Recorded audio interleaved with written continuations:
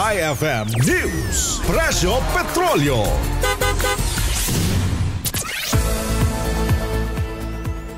Magandang umaga, Idol Riat, Idol Finay at ayan nga't nag-anunsyo ang mga fuel retailers nitong Lunes sa hapon ng panibagong galaw sa presyo ng produktong petrolyo kung saan tataas ang presyo ng gasolina habang magkakaroon naman ng rollback sa diesel at kerosene. Sa inilabas na abiso, magtataas ng 0.20 centavo sa presyo kada litro ng gasolina. Ibababa naman ang presyo ng diesel ng 2.90 centavo kada litro at kerosene ng 3.20 kada litro.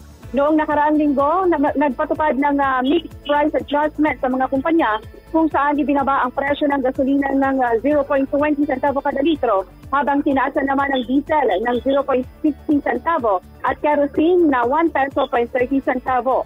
Samantala sa petrol, ang kanilang diesel max ay nasa 58 pesos, turbo diesel na nasa 60 pesos, extra advanced na nasa 59 pesos at XCS na nasa 60 pesos. Sa fuel max naman, ang diesel ay nasa 53.80 pesos at ang premium ay nasa 54.50 pesos at ang kanilang unleaded ay nasa 54 per liter. 54 pesos per liter. Sa 18V naman, ang diesel ay nasa 53.80 pesos, ang premium ay nasa 54.60 pesos at 54.30 pesos naman sa EcoMax. Samantala sa Eco Power Oil naman, nasa 53.50 pesos ang kanilang diesel, premium na 54.50 pesos, ang kanilang Supreme ay nasa 53.80 pesos kada litro.